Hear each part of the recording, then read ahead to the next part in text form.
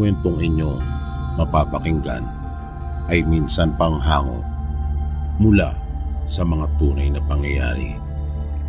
Ito ay ipinadala ng isa nating sender na nagpakilalang si Lisa.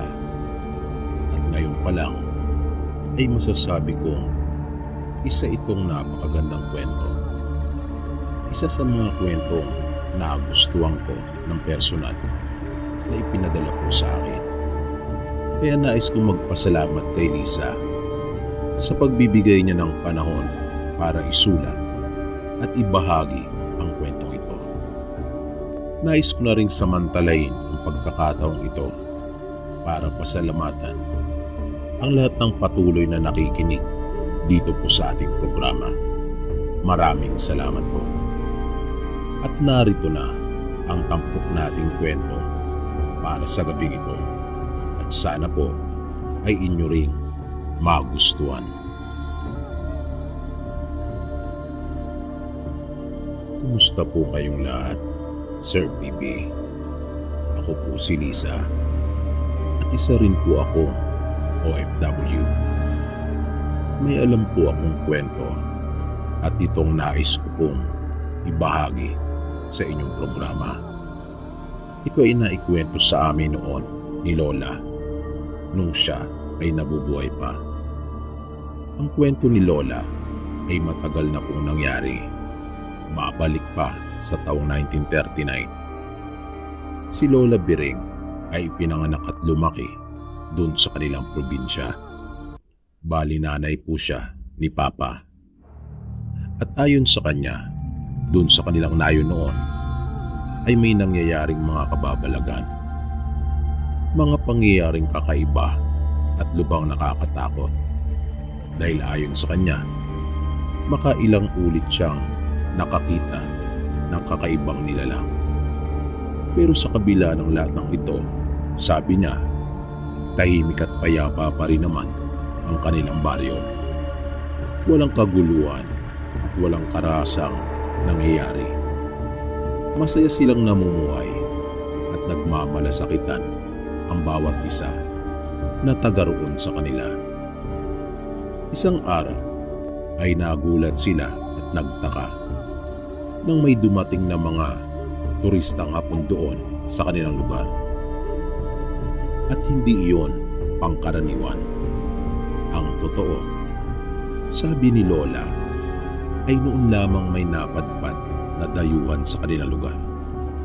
At dahil ang pamilya nila ang siyang kinikilala at medyo tinitingala ng mga taga roon, ay sa kanila nakituloy ang mga nasabing turista. Sa ilang araw ng pamamalagi ng mga ito doon sa bahay nila, ay naging malapit ang mga ito kanila Lola. Sabi ni Lola, 11 anyos pa lamang siya noong mga panahong ito. Madalas umaalis noon ang mga bisita nila kasama ang kanilang ama. Sabi ng tatay nila, ginawa siyang pinaka-guide ng mga ito pagkat nais ng mga itong mamasyal sa mga kabundukan at kagubatan. Pero nagtaka ang nanay nila dahil bakit kinailangan pa nilang magdala ng napakaraming gamit tulad ng mga pala, piko at bareta na karaniwang ginagamit sa pagbubungkal at paghukay ng lupa. Kaya nag-usisa ang kanilang ina at hindi nito tinantanan ang kanilang ama hanggat hindi ito nagtatapat. Kaya nung huli ay napilitan din ito magsabi ng totoo. Pagpapaliwanag ng tatay nila, kaya siya atubili magtapat noong una ay dahil nangako siya sa mga Hapon na mananatili lamang lihim ang ukol sa kanilang napag-usapan dahil napakalaking halaga ang nakasalalay, napakalaking kayamanan ang kanilang pinag-uusapan, kung kaya walang sino man ang maaaring makaalam. Pagpapatuloy pa ng tatay nila, binayaran siya ng malaking halaga para tulungan ang mga Hapon sa nais nilang gawin. At mapalad daw sila dahil sa lugar nila na piling ilagay ng mga Hapon ang kayamanang manggagaling sa kanilang bansa. Iyan ang paliwanag ng mga ito sa tatay nila. Kaya humukay sila ng mga kwarto sa ilalim ng lupa kung saan ilalagay ang mga nasabing kayamanan. Wala silang kamalay-malay na ang mga kayamanang ilalagay pala sa kanilang mga hinupay ay hindi manggagaling sa bansang Hapon, kundi mula sa mga bansang masasakop nila pagdating ng ikalawang digmaan. Kaya kwento ni Lola, bagaman ang alam ng karamihan ay 1942 nagsimulang sakupin ng bansang Hapon ang Pilipinas, pero ang totoo, taong 1939 pa lamang ay nagpunta na ang mga ito dito sa bansa at inihanda ang lahat para sa katuparan ng kanilang mga plano, kaalinsabay sa pagkilos din at pananakop ng bansang Aliman sa Poland. At nang dumating na nga ang mga Hapon dito sa ating bansa, ay dito pa lamang naliwanagan ang mga magulang ni Lola. Naalaman nila na may malaki palang kinalaman ang ginawang pagpunta at pag-ukay ng mga ito sa kanilang lugar. 3 taon na ang nakararaan. Pero may malaking bentaha para sa kanilang pamilya ang nangyari noon. Dahil pagdating ng mga Hapon sa kanilang lugar, ay pamilya kaagad nila ang hinanap. At doon nakituloy sa kanila pansamantala habang gumagawa ng base ang mga ito. At mabuti pakikitungo ng mga ito sa kanila kumpara sa iba nilang kanayon. Kwento pa nga ng tatay nila Lola, narinig mismo nito ng pagsabihan at bilinan ng opisyal ng kanyang mga tauhan na huwag sasaktan ang kanilang mag-anak at ibigay ang lahat ng kanilang mga pangangailangan. Pero mahigpit din ang bilin nito sa kanilang ama na mag-ingat at huwag na huwag sisirain ang kanyang tiwala. Ipinagtapat din ng opisyal sa kanilang ama na labag din sa kanilang kalooban ang ginagawa nilang iyon at ayaw din nila ng karahasan. Pero may mga bagay umano na kailangang mangyari at sila itapat sa kanilang pinuno at hinahanapan sila ng hindi matatawarang pagtupad at pagsunod sa lahat ng bagay na iniuutos at pinagagawa sa kanila. Dagdag pa ng opisyal na Hapon, alam nila ang ginawa ng kanilang pamilya sa mga kababayan nila nagpunta noon para gawin ang kanilang misyon. Pag-aamin pa nito, kapatid niya ang pinuno ng grupong iyon na naging matalik na kaibigan ng tatay nila Lola. Pero sabi ni Lola na puno umano ng pagsisisi ang tatay nila. Dahil kung alam lang niya na may kinalaman ang lahat ng iyon sa magaganap na digmaan, ay hindi na niya sana tinulungan pa ang mga ito. Pero ang problema ay hindi niya kasi alam. Kaya hindi matahimik ang kalooban ng kanilang ama. Lalo pa nga at nakikita niyang paghihirap at pagdurusa ng kanilang mga kanayon sa kamay ng mga malulupit na sundalong Hapon. Marami sa kanilang mga kalugar ang ikinulong. Kabilang na ang marami sa kanilang mga kaibigan at kamag-anak. Kaya bagabag na bagabag ang loob ng tatay nila. Lalo pa nga at alam nito ang tingin sa kanila ng mga kanayon ay taksil. Nang akala ng marami sa mga ito ay nakikipagtulungan siya at siya pa nagtuturo sa kung sino ang dapat na ikulong at parusahan. Isang gabi, habang nagpapahinga sila at kanyang mga kapatid, ay nakarinig siya ng kakaibang tunog sa katabing silid. Silid iyon ng kanilang ama at ina. Dahil sa pagtataka kung kaya dahan-dahan siyang bumangon at nagka-interes na alamin kung ano iyon. Nag-alala din kasi siya na baka tulog ng kanilang mga magulang at wala silang kamalay-malay na baka pinasok na ang kanilang silid ng nakakatakot na nilalang na minsan na niya noong nakita. Pagkabangon ni Lola ay kaagad na niyang tinungo ang pinto, pero naging maingat siya at iniwasang lumika ng anumang tunog. Pagkalabas niya ng kanilang silid ay sumilip muna siyang sandali sa siwang at nagulat siya nang makita nga niya ang nakakatakot na nilalang at hindi ito nag-iisa. Nagtaka din siya kung saan naroon ang kanilang mga magulang. Bakit wala ang mga ito sa kanilang silid? Bigla siyang kinabahan. Nag-alala siya na baka napano na ang mga ito, na baka kinain na sila ng mga kakaibang nilalang na naroon sa silid ng kanilang mga magulang. Noong mga panahong iyon, sabi ni Lola, hindi pa nila alam ang ukol sa mga aswang. Ni minsan ay hindi nga raw niya narinig ang salitang ito doon sa kanila. Sinubukan naman niyang humingi ng tulong sa kanilang lola, kung kaya ang silid naman ito ang sunod niyang pinuntahan. Pero laking gulat niya nang wala din ito sa kanyang silid. Kagad siyang bumalik sa silid ng kanilang mga magulang. Buo ng kanyang pasya. Kahit natatakot at kinakabahan, ay papasukin na niya ang silid upang tulungan ang kanilang mga magulang. Mabilis niyang kinuha ang itak ng kanilang ama na nakasabit sa gilid ng aparador. Pero laking pagtataka niya nang pagsilip niyang muli doon ay wala na ang mga ito. Pumasok siya sa silid at napaisip siya kung bakit wala man lang palatandaan na nagkaroon ng hindi magandang pangyayari sa loob. Maayos ang lahat ng gamit na nakasalansan. Wala ring anumang bakas ng dugo. Maging ang higaan nila ay maayos na nakalapan ang kumot na sapin. At wala ka man lang makikitang anumang kulubot o gusot.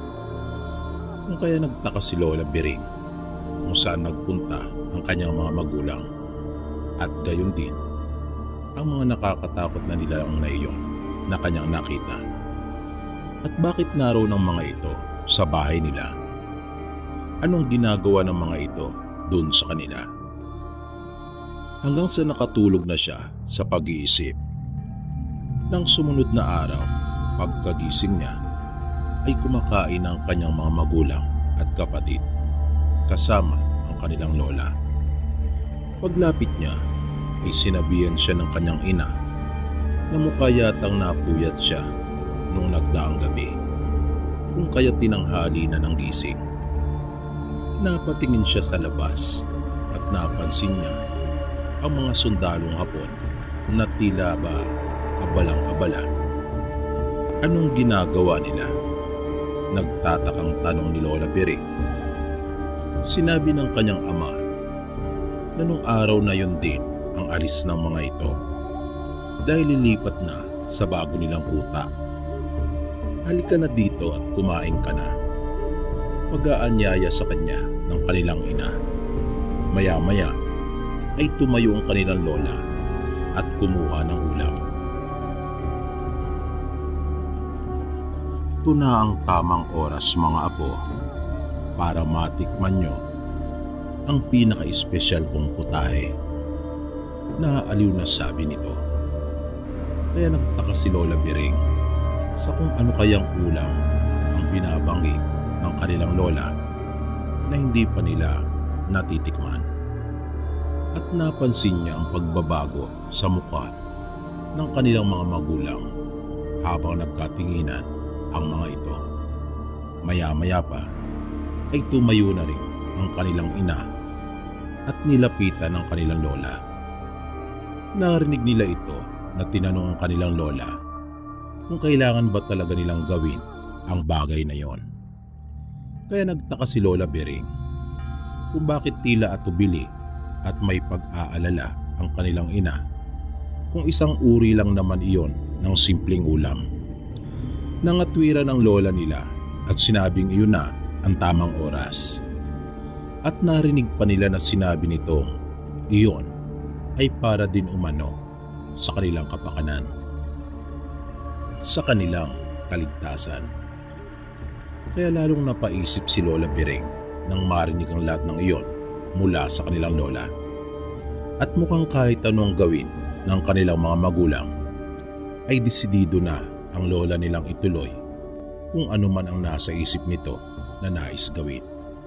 Dahil doon ay naisip ni Lola na marahil ay mayroong kakaiba sa lutong ulam na yon.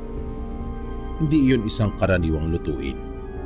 Maya-maya pa ay inilapag na ng lola nila ang hawak nitong mangkok na naglalaman ng ulam na kanilang pinag-uusapan. Una palang makita ni Lola Biring iyon ay nasiguro na niya kaagad na may kakaiba nga sa ulam na yon. Hindi nga iyon pangkaraniwan. Kahit na sa itsura pa lamang nito ay kakaiba talaga kumpara sa madalas nilang kainin at ihain ng kanilang ina. Nagkunwari siya na para bang baliwala lang ang lahat at patay mali siya na nagtanong, "Ano pong klaseng ulam ito, Lola?" "Masarap yan, apo. Maagap namang tugon ito." At sinabing namanap pa daw niya ang paraan ng pagluluto noon mula sa kanilang mga ninuno. At sinabihan na sila nito na umpisa ng iyon ay kainin. Tikman na raw nila ang nasabing ulam at sigurado daw siya na kanila itong magugustuhan. Labag man sa kanilang kaloobang magkakapatid, ay umuna na si Lola Biring. Alam kasi nila kung paano magalit ang kanilang lola.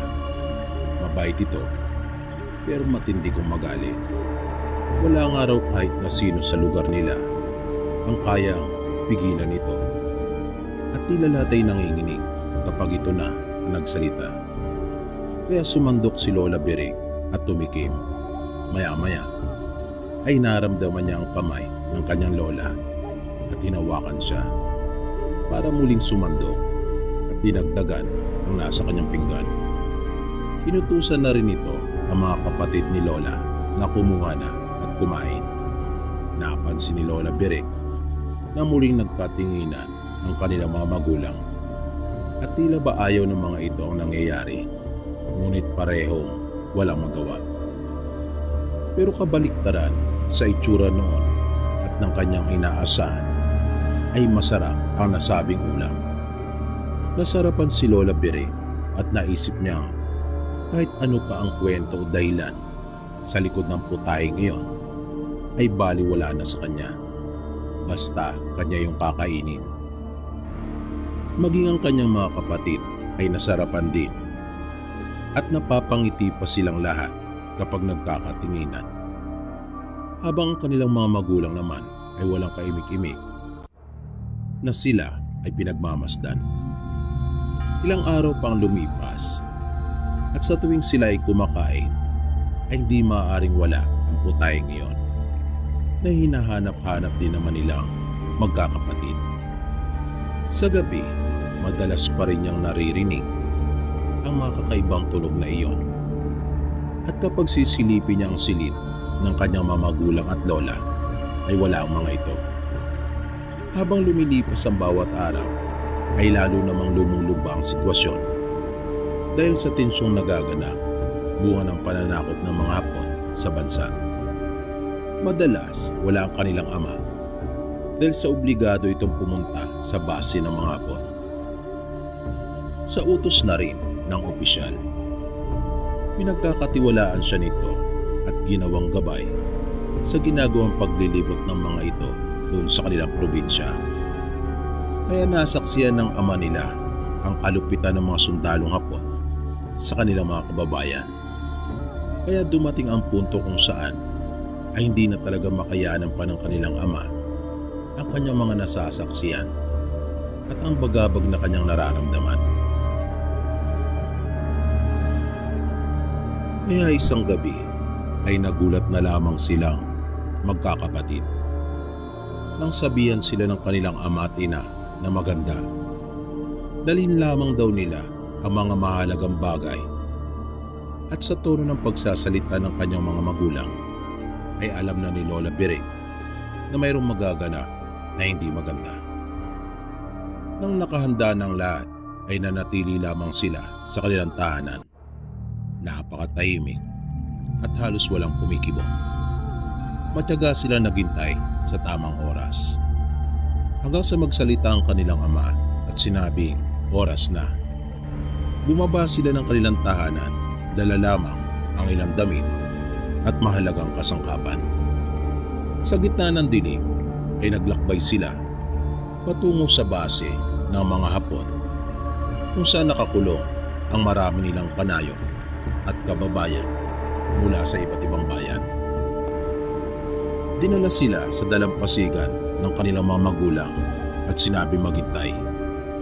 Kasama ng kanilang mga magulang at lola ang iba pa nilang kanayon na nagtungo dun sa kuta ng mga Hapon at plano nilang palayain ang mga nakakulong.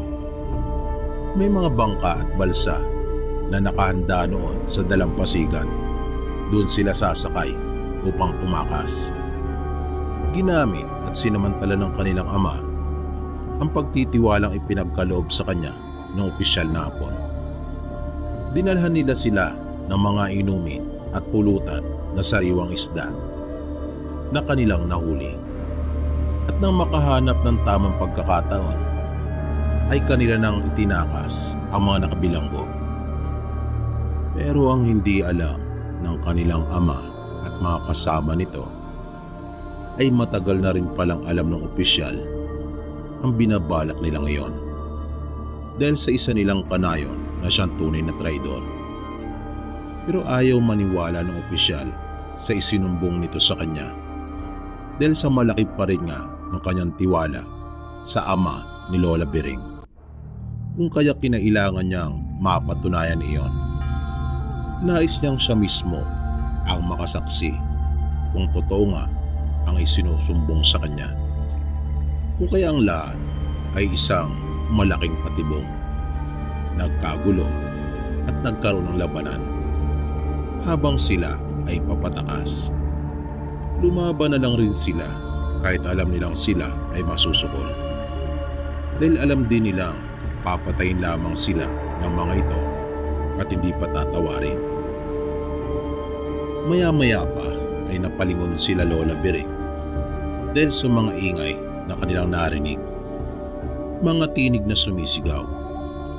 May matapang na tinig na sumisigaw ng laban at huwag susuko. Mayroon din namang humihingi ng saklolo. Basta nakakakilabot umano ang mga tinig na kanilang narinig. Sunod-sunod din ang mga putok ng baril na umaalingaw-ngaw dahil sa lakas. Ilang sandali pa ay nakita na nila ang mga taong mabilis at nag-uunang tumatakbo papalapit sa kanila. Pero may napansin silang magkakapatid habang inihahanda na nila ang kanilang mga sasakyan at inaalis na sa pagkakatali. Iyon ang mga nilalang na kanyang nakikita kapag gabi. Biglang nanindig ang kanyang mga balahibo sa nasaksiyan. Pero bakit kasama sila ng mga taong lumalaban sa mga sundalong Hapon? Natanong ni Lola sa kanyang sarili noon.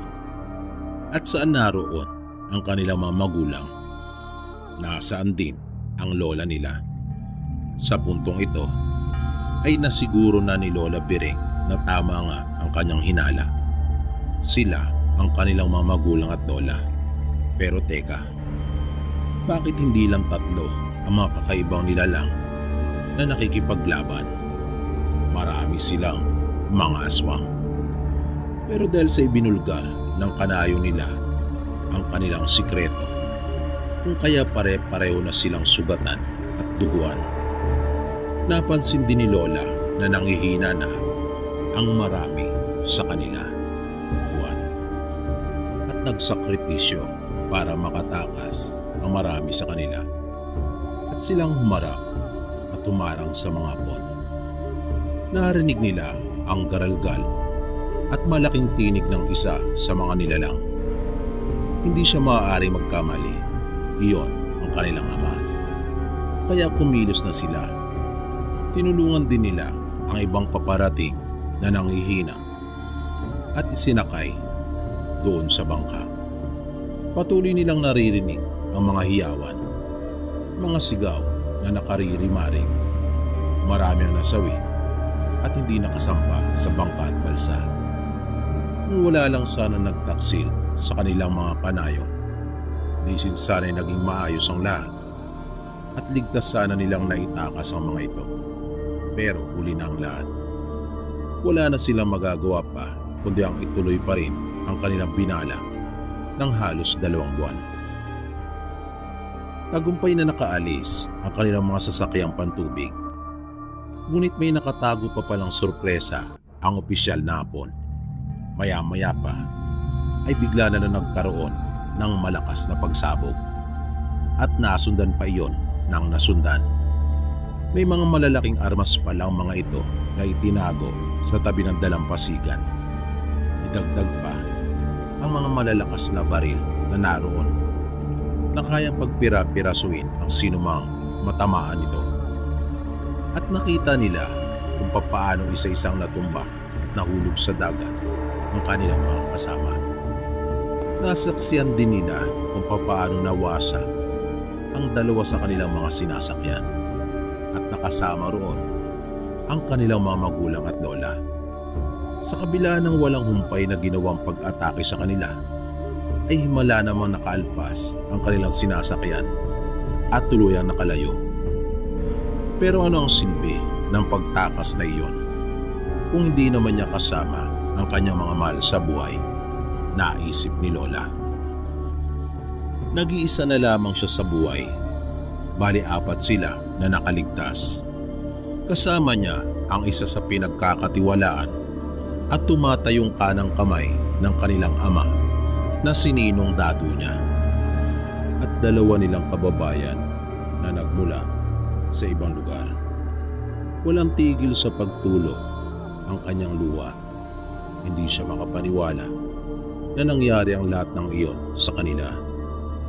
Buhay na buhay pa ang alaala nila sa isipan ni Lola dahil kani-kanina lamang ay kapiling pa niya sila. Nakakausap pa niya at nahahawakan ang mga kapatid. Noong araw ding iyon ay masaya pa sila nagsalo-salo sa isang masarap na pananghalian. Walang-wala sa isip niya na sa kinagabihan ay may naghihintay na masaklap na mangyayari na ganun pala ang sasabitin ng kanilang mag-anak. At hindi pa pala doon nagtatapos ang matinding paghihirap na mararanasan ni Lola. Dahil sa kalagitnaan ng kanilang paglalayag ay bigla na lang gumuhit ang napakatalim na kidlat sa madilim na kalangitan at nasundan niyon ang dumadagundong na tunog ng tila ba nagngangalit na kulog. At di nga nagtagal ay nagsimula ng bumuhos ang napakalakas na ulan. At kani-kanina lang yung kalmadong karagatan ay nagsimula na rin maging maligalig. Naramdaman na rin nila ang malakas na pag-ihip ng hangin. Napakabilis ng mga naging pagbabago sa kanilang kapaligiran hanggang sa inahampas na ng malakas na hangin sa magkabi-kabila ang kanilang sinasakyan. At nagsimula na rin magkaroon ng mga malalaking alon. Pero baliwala ang lahat ng iyon kay Lola dahil para sa kanya wala nang dahilan para mabuhay pa siya. Wala nang halaga pang labanan at pag-isipan na makaligtas sa peligrong iyon. Wala pa rin kasi siya sa kanyang sarili.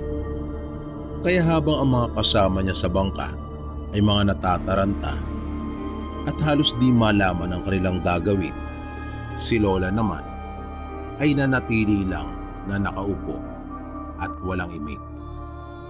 Pero patuloy pa rin siyang lumuluha. Ngunit di mahalata dahil sa ulan na sumasabay na dumadaloy sa kanyang pisngi.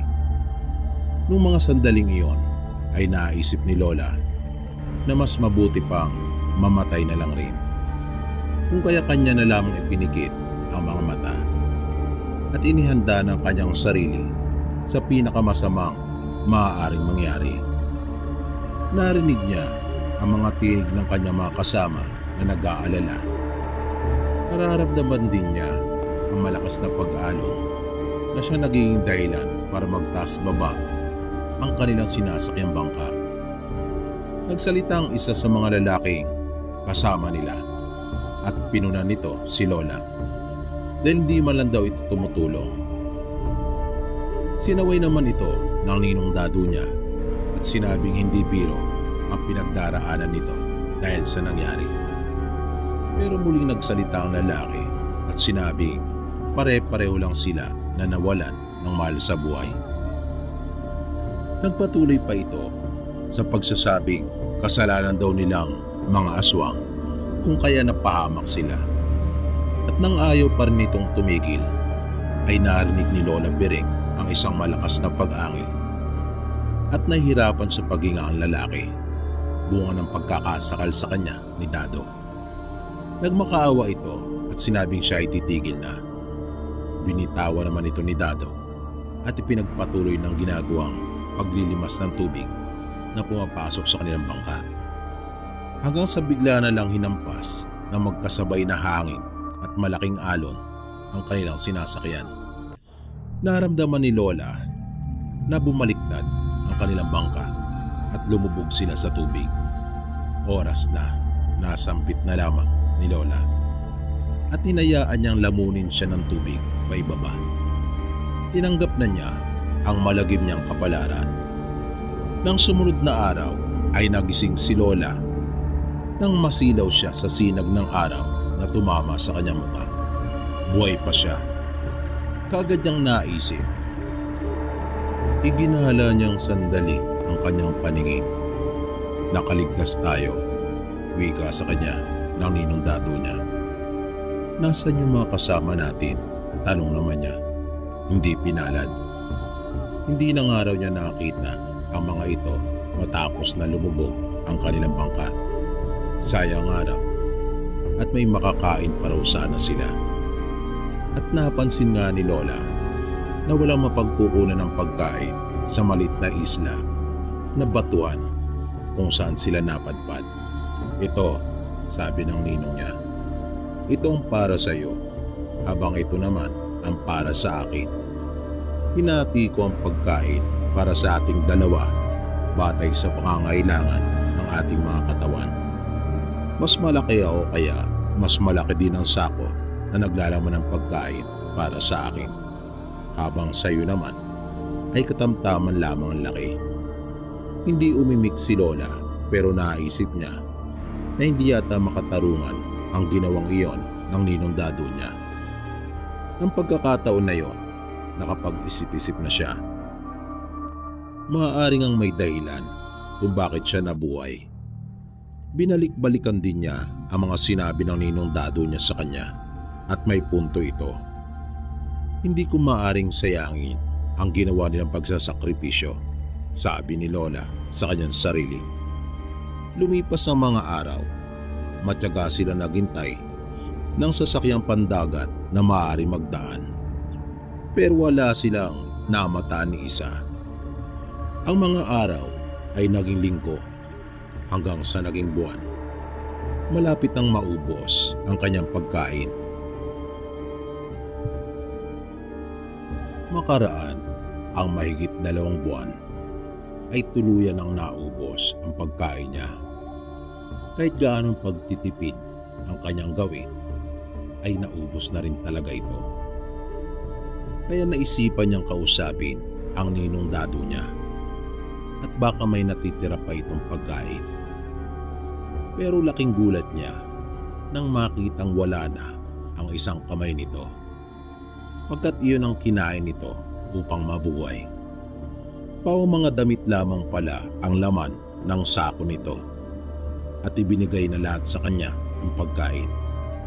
Pero bakit? Bakit hindi mo na lang ako kinain? Tanong niya sa kanyang ninong. Dahil ayokong masayang ang ginawa nila kaya tayo ngayon narito. At isa pa, tapat ako sa iyong ama. Ang salita para sa akin ay mahalaga. Ito lang ang meron ako na maaari kong maipagmalaki, ang pagiging tapat. Kahit wala na siya, pagtatanong muli ni Lola, oo, mas lalo nga ngayong wala na siya. Mas mapapatunayan ko ang aking katapatan ngayong wala na siya at hindi niya nakikita. Lumipas pa ang mahigit 1 linggo at ang isang kamay naman ng ninong dado niya ang kanilang pinagsaluhan. Hanggang sa dumating na ang kanilang pinakahihintay, isang himala.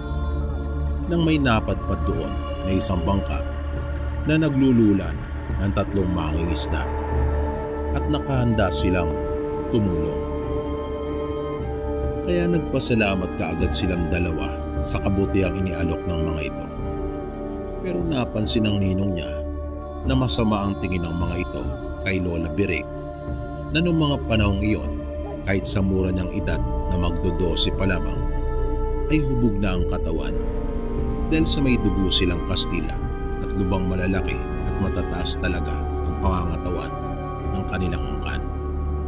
At dahil sa matinding gutom na kanilang nararamdaman at sa masamang kutob na may binabalak na masamang mga ito kay Lola, kung kaya hindi na sila nagdalawang isip na magninong na lapain at kainin ang mga ito.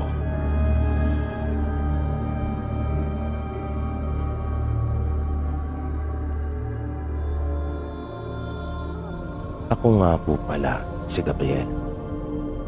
At nais ko lang po sanang ibahagi yung mga naranasan kong kababalagan at katatakutan. Ang lahat po ng sasabihin ko ay totoo pong nangyari. Ito po ay hangong lahat sa totoong buhay. Ito po ay mga pangyayari sa aking buhay mula pa noon hanggang ngayon. Nagsimula po ang lahat ng ito noong ako po ay bata pa lamang.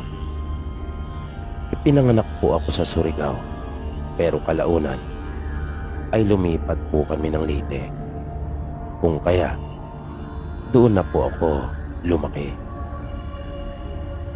Kwento sa akin ng mga magulang ko, nang ako po ay panganak, ay nahirapan talaga ang mama ko.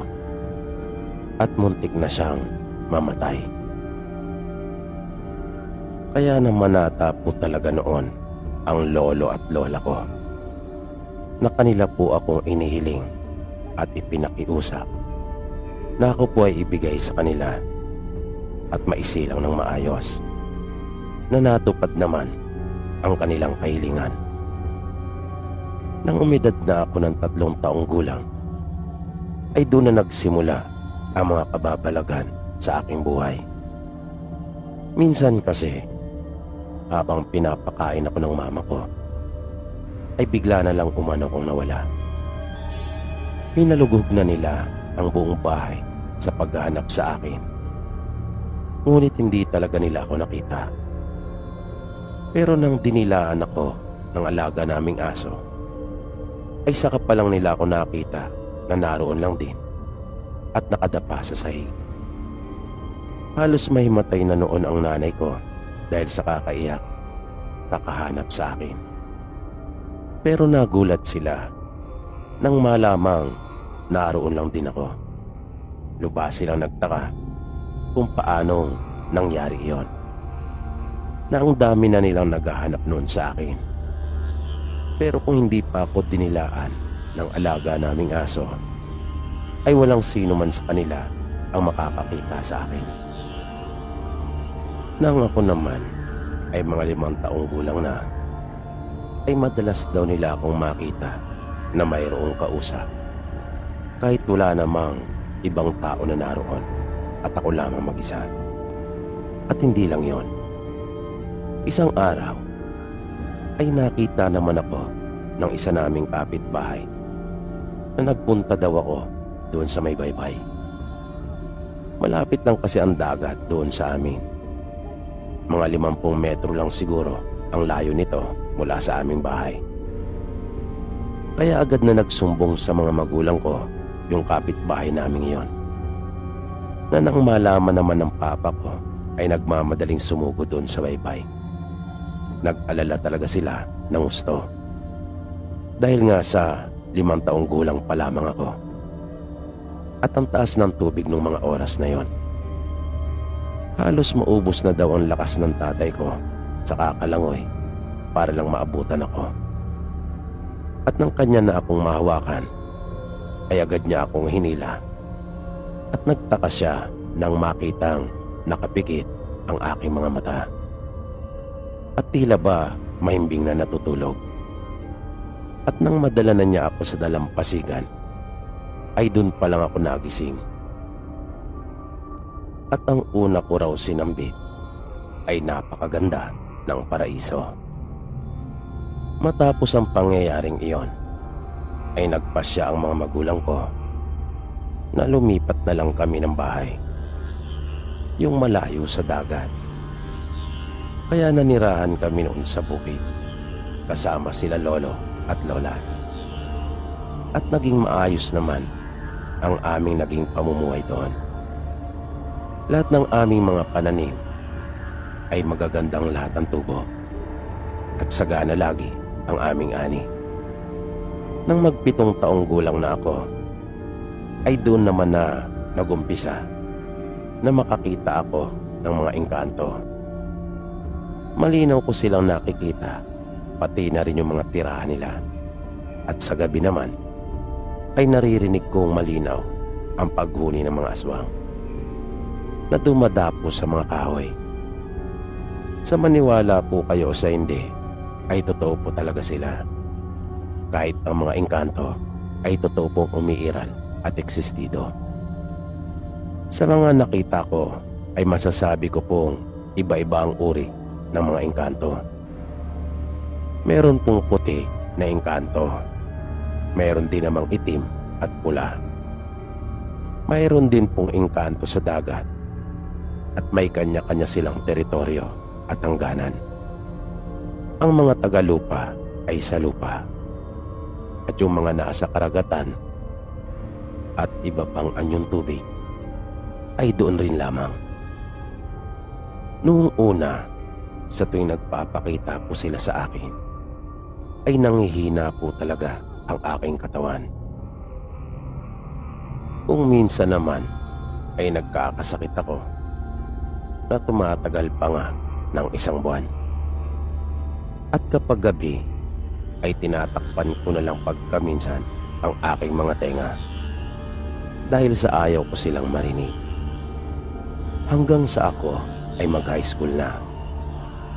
Kaya nagpasya sila papa noon na manirahan na kami sa lungsod.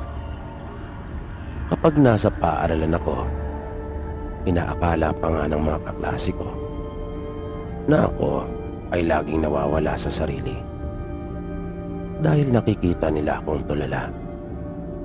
Pero ang hindi nila alam, nakikita ko kasi yung mga engkanto, maging yung mga ligaw na kaluluwa sa loob at labas ng aming paaralan, na madalas ay naabala talaga ako sa aking pag-aaral.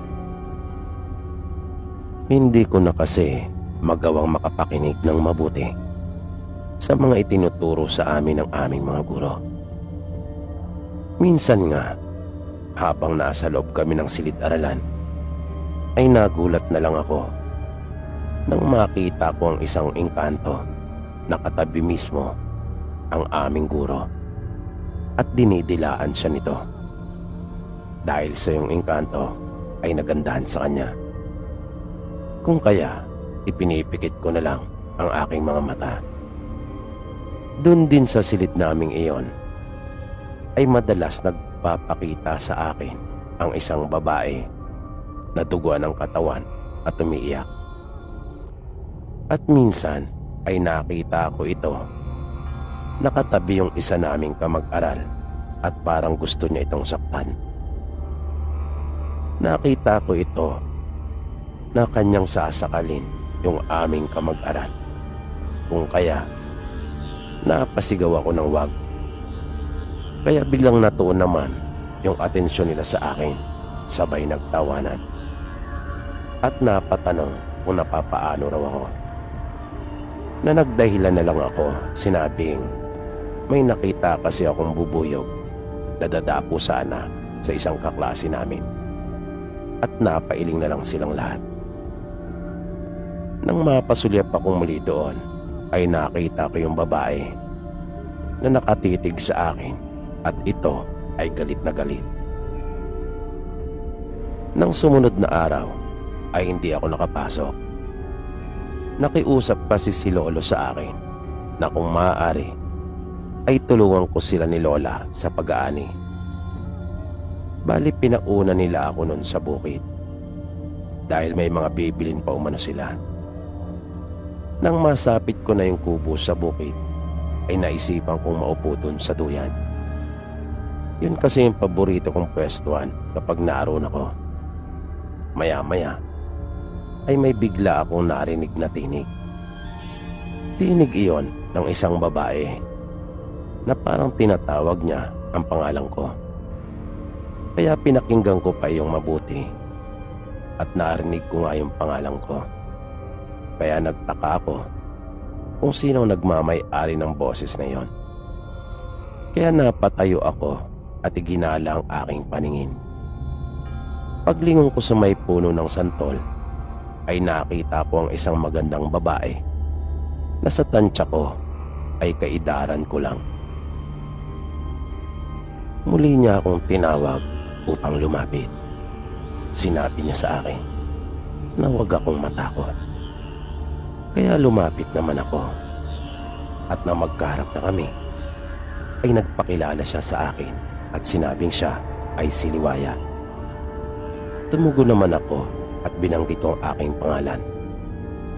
Mabilis na sinabi nitong oo, alam ko, na napakamot na lang ako sa aking ulo dahil nalimutan kong tinawag niya nga pala ako at sa pangalan ko pa mismo. Maya-maya ay sinabi din niya sa akin na sabay daw kaming isinilang. Isinilang, patanong na sagot ko sa kanya. At mabilis niyang sinabing oo. Niyaya niya ako na magpunta sa paborito niyang pasyalan at sigurado raw na akin yung magugustuhan. Pumayag naman ako pero sinabi ko sa kanya na basta wag lang kami magtatagal dahil baka hanapin ako nila Lolo at Lola. Tumango naman siya at nangiti. At bigla na lang nagkaroon ng butas yung malaking puno ng santol. Na yung butas noon ay tamang-tama lang para sa aming mga katawan. Pagpasok namin doon ay nasilaw ako sa matinding liwanag. At nang humupa ay sunod ko namang nakita ang isang kubo na napapalibutan ng napakaraming halaman. May mga ibon din at paru-paro na iba't iba ang kulay. At bago makarating doon sa kubo ay mayroong isang maliit na tulay. Nayari ito sa binuloktot na kahoy na ang ganda ng pagkakagawa. Napakahusay talaga ng pagkakayari noon. At sa ilalim ay may mga bibe. Kung kaya napahinto akong sandali pagkat nakakaaliw silang pagmasdan. Hanggang sa tawagin na ako ni Liwaya. Nang makalapit na ako sa kubo ay doon ko palang napansin na ang pinakabubong pala noon ay yari sa napakalaking dahon ng santol. At yung mga dingding noon ay yari naman sa mga balat ng kahoy na ang ganda rin talaga ng pagkakayari at pagkakasalansan. At may mga prutas pa na malapit nandun sa kubo na ang mga puno noon ay mataas lang sa akin ang bagya. Pero mga hitik sa bunga na namangha talaga ako. Hanggang sa magulat na lang ako nang bigla akong kalabitin ni Liwaya at sinabi niyang pansinin ko naman raw siya. Tinanong ko siya kung nasaan ang kanyang mga magulang. Hindi siya kaagad nakasagot na ang akala ko pa nga ay hindi niya ako narinig. Kung kaya inulit kong muli ang tanong at sumagot na rin siya. Sabi niya sa akin, wala daw roon ang mga magulang niya. May mga gawain daw ang mga ito at lubang abala. Ang tatay daw niya ay gumagawa ng bahay, habang yung nanay naman niya ay isa umanong mananahi ng damit. Nalabis ko iyong ipinagtaka dahil magkatulad sila ng trabaho ng mga magulang ko. Napasarap ang aming pagkukwentuhan na muntik ko na talagang makalimutang umuwi. Masyado akong nawili na napansin kong parang hindi yata lumulubog ang araw doon. At nang humingi ako ng isang bayabas para kainin sana habang nasa daan, ay tsaka na lang daw kapag gusto ko na raw na manatili doon, at tumango na lang ako. Nang bigla kong maalala sila lolo at lola, ay hiniling ko na sa kanya na iuwi na ako at ako ay babalik na lang sa susunod. Bigla siyang nalungkot. Napansin ko iyon sa kanyang mga mata. Hinawakan ko siya sa isang kamay, tapos hinawakan ko rin siya sa baba at iniangat ko ang kanyang mukha. Nginitian ko siya at nangiti na rin ito. Sabay sabing, sige, ihatid na kita. Basta kapag gusto ko raw bumalik doon, ay tawagin ko lang ang kanyang pangalan. Pinapasok niya akong muli doon sa butas sa may puno. Paglabas ko mula roon, ay nagulat ako. Pagkat gabing-gabi na, di talaga ako makapaniwala. Dahil parang ang bilis lang naman namin doon. At dahil sa malayo pang lalakarin ko, kung kaya kinuha ko yung isang ilawan doon sa loob ng kubo. Madilim na noon kung kaya kailangan ko ng pang-ilaw sa daan. Naisip ko rin noon na matulog na lang doon sa kubo. Kaya lang, baka kasi nag-aalala na sila sa akin kung bakit wala pa ako. Kung kaya, kailangan ko talagang magpakita sa kanila. Kaya matyaga akong binayba yung daan pauwi sa amin. Pero hindi pa ako nangangalati, ay naramdaman ko ng parang may sumusunod na sa akin. Na kapag akin naman iyong lilingunin, ay wala naman akong nakikita. Sa di kalayuan ay may nakita akong isang malaking puno ng mangga na nasa may gilid ng daan. At kapansin-pansin na parang lumiliit at kumikipot yung daan habang papalapit ako ng papalapit sa nasabing puno. Parang kumikitid yung nilalakaran ko. At parang hindi ko naman nadaanan yung parteng iyon. At yung apoy sa aking ilawan ay unti-unti na ring pumipirot, na may pagkakataon pa ngang para talaga iyong hinihipan dahil wala namang hangin. Buti na nga lang at naagapang ko agad ito ng aking kamay. At dahil sa mga pangyayaring iyon, kung kaya medyo kinilabutan na ako, pero nagpatuloy pa rin ako sa paglakad.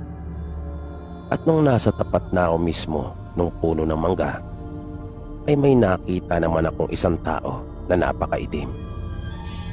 Na bahagyang nakayuko ang ulo nito sa lupa. Mabalahibo ang kanyang katawan at napakahaba ng kanyang mga kuko. Napaatras ako at babalik na lang sana, nang bigla nitong iniangat ang kanyang ulo at biglang humarap sa akin. Nagulat talaga ako dahil sa itsura nitong nakakatakot. Mahaba ang kanyang mga ngipin at tumutulo pa ang dugo sa kanyang bibig. At nabigla talaga ako sa sunod na nangyari. Bigla lang ako nitong sinunggaban at kinubabawan. At dahil sa lakas niya ay nagkasugat-sugat talaga ang mga braso ko, dahil na rin sa haba ng kanyang mga kuko. Ngunit pinilit ko pa rin iwasan ang kanyang pagkagat sa akin. At nang tuluyan na akong makaramdam ng panghihina at bibigay na, ay nagpaubaya na lang ako. Naisip ko na lang na bahala na.